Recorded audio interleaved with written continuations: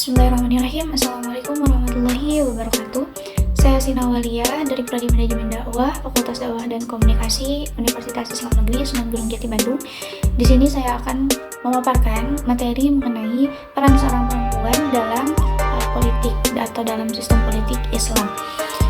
Nah, sebelum beranjak kepada pembahasan mengenai peran seorang perempuan di dalam sistem politik Islam itu sendiri, sebaiknya kita mengetahui terlebih dahulu pandangan Islam terhadap seorang perempuan. Al-Quran menerangkan bahwa laki-laki dan wanita diciptakan Allah dalam derajat yang sama. Tidak ada isyarat bahwa wanita pertama atau Hawa yang diciptakan oleh Allah suatu ciptaan yang mempunyai martabat yang lebih rendah daripada laki-laki pertama yang Allah ciptakan, yaitu Nabi Adam alaihissalam. Hal ini ditegaskan juga di dalam Al-Quran surat An-Nisa ayat 1 yang artinya, hai sekalian manusia, bertakwalah kepada Tuhanmu yang telah menciptakan kamu dari jenis yang sama, dan daripadanya Allah telah menciptakan pasangan, dan pada keduanya Allah memperkembangbiakan laki-laki dan wanita yang banyak.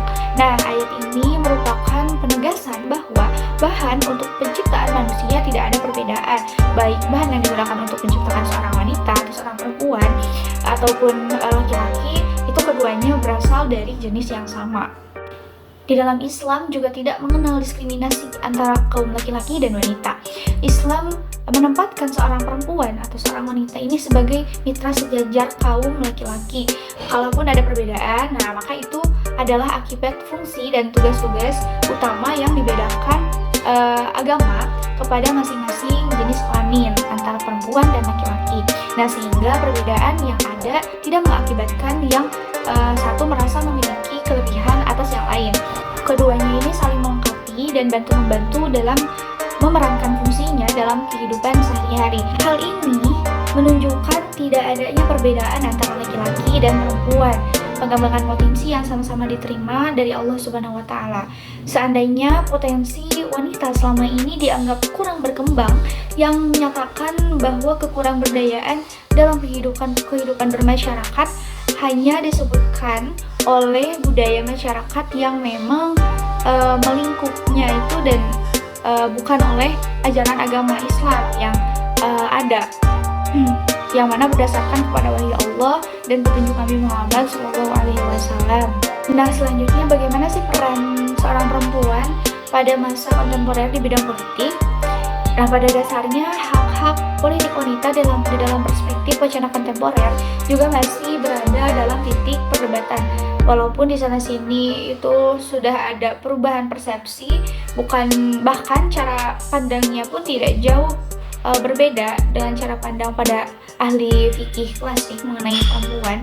Setidaknya itu ada dua kelompok yang mana memperdebatkan posisi perempuan dalam memperoleh hak-hak politiknya. Pertama, ada kelompok yang mana melarang seorang wanita itu menikmati hak-hak politiknya. Kedua, mereka yang menganjurkan hak politik wanita diperoleh secara wajar atau diberikan hak yang sama dengan apa yang diberikan kepada seorang laki-laki.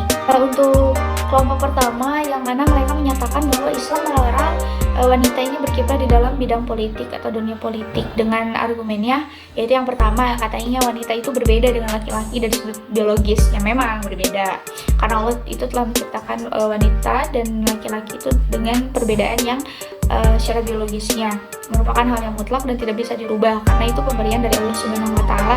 Namun menurut saya itu tidak menjadi satu hal yang menghambat perempuan itu tidak boleh ikut campur atau ikut andil di dalam dunia politik. Nah, kemudian di dalam nasionalitas serta peradabannya. Nah, wanita dari sudut biologis merupakan makhluk yang lemah dari sudut rasionalitas. Kelompok ini menganggap bahwa kaum wanita pada umumnya cenderung lebih mendahulukan emosi dan perasaannya daripada nalarnya. Kemudian dari sudut perkembangan peradaban, katanya tampak dalam sejarah umat manusia sumbangsi kaum wanita dalam membangun peradaban tidak begitu terlihat.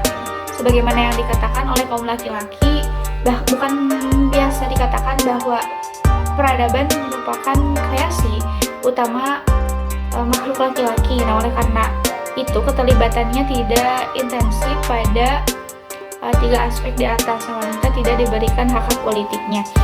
Nah, adapun untuk kelompok yang kedua, yang mana menganggap bahwa kebutuhan untuk menyetarakan kedudukan laki-laki dan wanita di dalam mendapatkan hak-hak politiknya sebagai hal yang tidak bisa dihindarkan demi kebaikan dan demokratisasi, mereka menghendaki wanita sejajar dengan laki-laki dalam kehidupan realitas sehari-hari.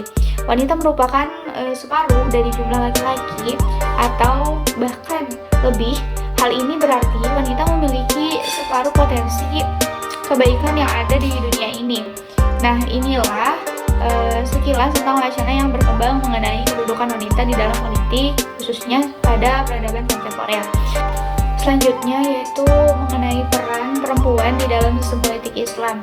Nah, peran politik perempuan dalam sistem politik Islam dapat bervariasi tergantung pada interpretasi dan implementasi Islam yang ada di masyarakat dan negara tertentu.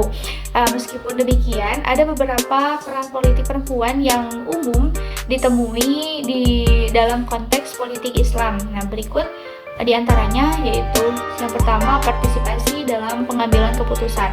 Nah, politik perempuan dalam sistem politik Islam dapat melibatkan partisipasi dalam proses pengambilan keputusan di tingkat lokal, nasional, ataupun internasional. Nah, hal ini dapat mencakup keterlibatan di dalam pemilihan umum, menjadi anggota parlemen, kemudian menduduki posisi politik lainnya. Yang kedua, itu ada pendidikan dan penyuluhan. Nah, politik perempuan di dalam sistem politik Islam juga dapat berfokus pada pendidikan dan penyuluhan kepada masyarakat tentang hak-hak perempuan dalam Islam, kesetaraan gender, dan isu-isu lain yang berkaitan dengan perempuan dan masyarakat. Mereka dapat berperan sebagai advokat dan pembela hak-hak perempuan di ruang politik. Nah, kemudian yang ketiga, advokasi hak-hak perempuan. Politik perempuan dalam sistem politik Islam dapat bekerja untuk memperjuangkan hak-hak perempuan di dalam kerangka hukum yang sesuai dengan prinsip-prinsip agama Islam. Nah, mereka dapat mempromosikan perlindungan terhadap kekerasan terhadap perempuan, mengadvokasi kesetaraan gender, dan mengkampanyekan hak-hak perempuan seperti hak pendidikan, kemudian hak ekonomi, dan hak politik. Selanjutnya yaitu pemberdayaan perempuan. Nah, politik perempuan dalam sistem politik Islam juga dapat melibatkan upaya untuk pemberdayaan perempuan secara sosial, ekonomi, dan politik. Nah, ini dapat mencakup pemberian akses kepada pendidikan, pelatihan keterampilan, kesempatan untuk kerja yang sama dengan kaum laki-laki, dan juga dukungan untuk kewirausahaan perempuan. Nah, beberapa negara dengan sistem politik yang didasarkan pada agama Islam, pada ajaran Islam, itu memberikan peran terbatas bagi perempuan. Misalnya dalam beberapa negara yang memang menerangkan interpretasi konservatif atas apa yang dianggap sebagai negara dengan aturan syariah yang ketat, perempuan mungkin tidak diizinkan untuk memegang jabatan politik tertentu, terutama di tingkat tertinggi seperti kepala negara ataupun kepala pemerintahan. Mereka juga mungkin menghadapi batasan dalam partisipasi politik, kemudian termasuk hak untuk memilih dan terpilih.